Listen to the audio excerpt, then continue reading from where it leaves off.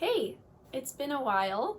I have been missing in action for the last month in terms of updating my booktube channel, and that's for a couple reasons. I've been on a 3-week climbing trip that me and my partner Kyle just finished up with, so we were not at home, spending a lot of time outside climbing every day, and I wasn't reading very much. I also had a shift in my job where I'm now in a new role and working remotely, so that was a change for me, and just kind of the combination of these two things really resulted in me reading a lot less than I have been in the past, which I'm fine with, but I'm hoping to read more in July. I feel like I'm out of practice of reading as regularly as I was prior to June, and as you'll see, I only read 4 books in June, and 3 of them I honestly didn't really care for,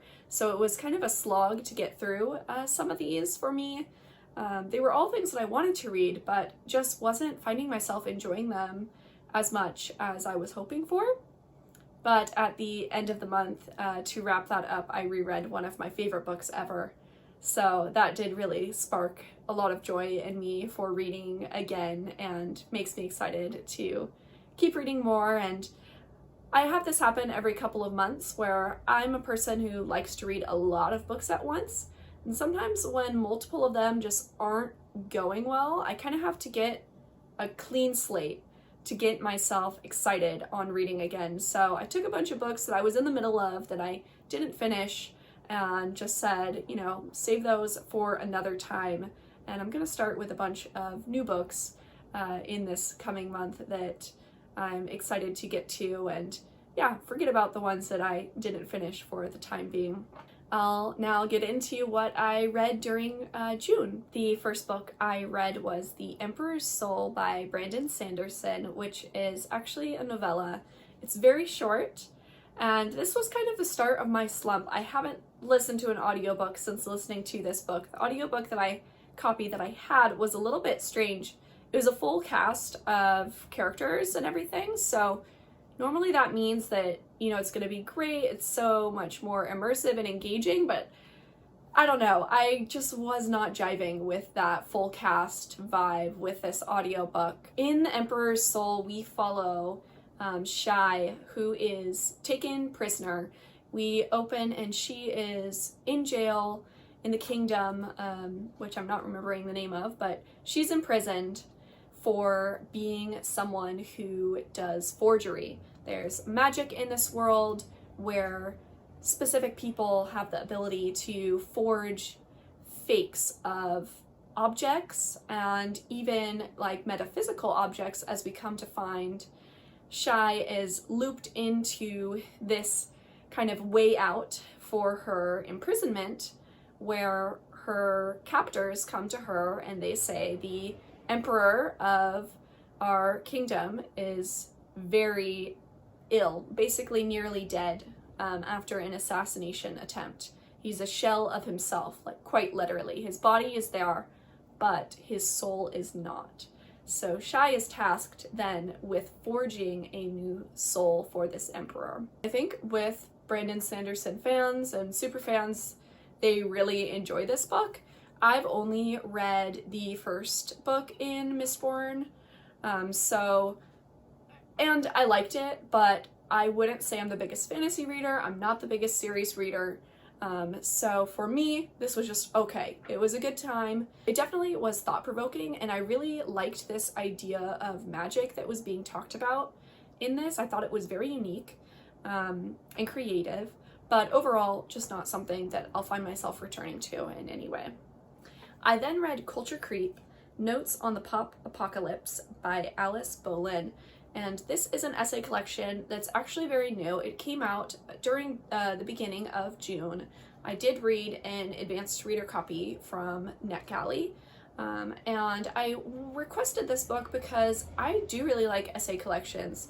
This was framed as kind of a feminist critique of the early 2000s, late 90s, and pop culture. What also caught my interest about this was that it was compared to Tolentino's Trick Mirror, which is an essay collection I have really enjoyed.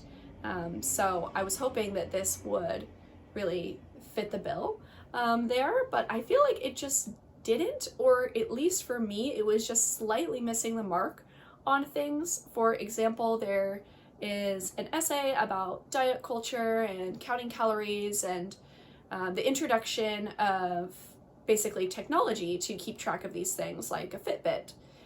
And I just wanted the connection to the present of, like, I feel like we're seeing this resurgence of pro-Anna content on Instagram, on YouTube, this resurgence of the heroin chic look of the 90s, and none of that was discussed. There just wasn't enough reflection and connection to our present day, and you know, how these harmful things, like upon their introduction and even the precursors to them, like have still caused a dramatic impact on the way women especially view their body image today. So that was just an essay that was interesting enough, but just slightly off for me. And then there was a couple more that I also felt like maybe for me personally, this was just kind of not quite the topic I was wanting. I really like video games. I was excited by the idea of an essay on video games and a critique of capitalism within game. She chooses Animal Crossing, which I just don't really have a connection to. Maybe if I was a player of that game, I would care more or find it more interesting, but to me, it was just, again, yeah, slightly off. Idea was interesting enough, executed decently, but I think for me to really care, it needed to be executed exceptionally, and it just wasn't. There was an essay on Sex and the City and Star Trek, which just kind of went over my head. I'm not a TV person. And the final essay, I believe, or at least one of the very last ones, was an essay on Playboy and Hugh Hefner, which started off interestingly enough because she starts with the ex-bunny's perspective. The women who were close with Hugh Hefner, some of them were his former wives or, you know, employees of him, and their experience with him, with the Playboy brand, and she gathered that from reading their personal memoirs. A lot of those have been released recently in the last, you know, decade or so. I feel like this essay would have been so much more interesting if she focused on just the celebrity memoir genre in general. I think would have been so interesting. That's something that is just become so popularized right now. A lot of very successful books of the last few years have been celebrity memoirs, kind of tell-all situations, and I don't know, I feel like that was the most interesting thing, because the rest of it was just kind of a recap of Playboy's history, and yeah, not great. And like 3/4 of the way into this very lengthy essay, you get just like a basic bio of Hugh Hefner that it's like it's giving like Wikipedia vibes, and it's comes so like abruptly. Like you would think that if you believed the reader needed that kind of bio as a precursor to understanding the point of this essay, it would have come at the beginning rather than so close to the end. So structurally, I just think it was flawed. And yeah, overall, I just didn't really care for this. I would recommend a lot of other essay collections over this. Maybe with a more cohesive collection, it would have been better, or if I connected more personally with some of these essays and their titles, I may have been more invested, but alas, no. I read another new release in June, which was Endling by Reva, and this has gotten a lot of traction. It seems to kind of now have a cult following. There's a lot of people who really, really liked this book. Now, I didn't love this book, but it was so fascinating, and I do think it totally deserves the attention it's getting. I would love to see it nominated for like some prizes, literary prizes coming up. This book follows Reva, who is a scientist who studies snails in Ukraine, and she has like a mobile lab. It's in a car, and she has her snail species, and she also has a very special snail that she is seeking a mate for. She is concerned with extinction and species extinction, so she is hyper-focused on kind of rehabbing these specific snail populations and ensuring that they can continue to live and populate the world. And so she's an odd, quirky girl. There's plenty of weird snail facts in here, which was fascinating. And her path intersects with two sisters who are part of like the mail order bride industry. Reva is working in that industry as well because she needs money to fund her researching. And the two sisters have a kind of a scheme, they hatch a plot to kidnap the next group of bachelors that comes in seeking a wife or to date these Ukrainian women. These are men coming from abroad who, don't even speak the language, they know nothing of the culture, they're really just in the search of love. So that plot begins to unfold, and it's kind of silly in a way, but it also is serious. And then what happens is the Russian invasion of Ukraine begins, and we're talking present day, and this totally disrupts our entire plot, our characters' lives, their motives. They now have to work around this very real disruption to their lives.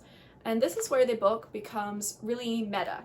The book ends and then is disrupted by the war and continues. And this is reflective of the author's experience. She was born in Ukraine, she's Ukrainian, she lives in Canada.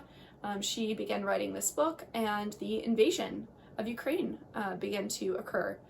Her plot and story was quite literally disrupted by this occurrence.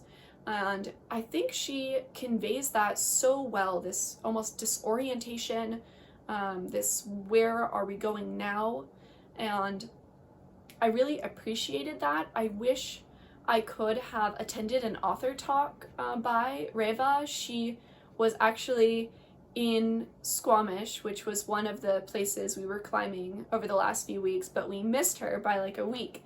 And I really wish I could have attended her talk. I feel like I would have gotten so much more value out of her book, and just really, it would have been amazing to pick her mind over this book because it is so structurally unique and unique in its topic as well.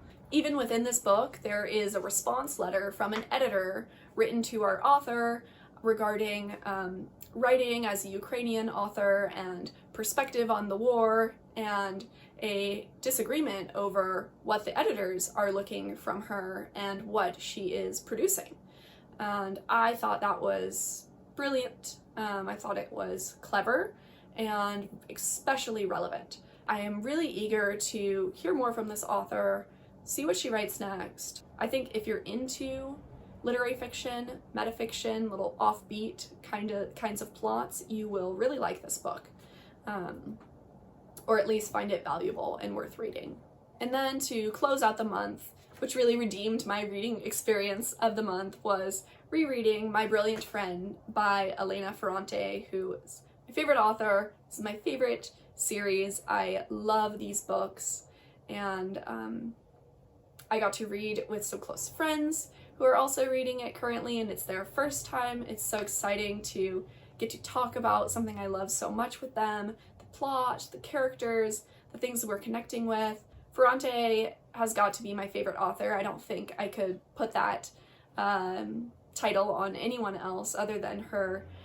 To me, she writes the girl and female perspective better than anyone else, especially with a coming-of-age novel as this is. The Neapolitan Quartet, which My Brilliant Friend is the first book in that, follows two friends, Lila and Lenu, over their life as they're growing up. This book is set in their childhood. We are in Italy. There is a neighborhood full of families, lots of siblings, troubled parents, and troubled kids. And it is their story of growing up and finding who they are. I absolutely adore this book and everything that happens within it just feels like the perfect progression of plot. It is the perfect little bite of what is to come with the remainder of the series. Rereading this book for the first time really did help me feel excited about reading again, and I will be continuing to reread the series throughout the summer, so I think that that will help me pick up my pace again with reading and just be eager to read and eager to share about what I'm reading, especially because I have close friends in my personal life to talk about this with. So that is all for my June wrap-up. Very minimal, but again, yeah, looking forward to July and hopefully reading more and enjoying the summertime as well. Bye-bye.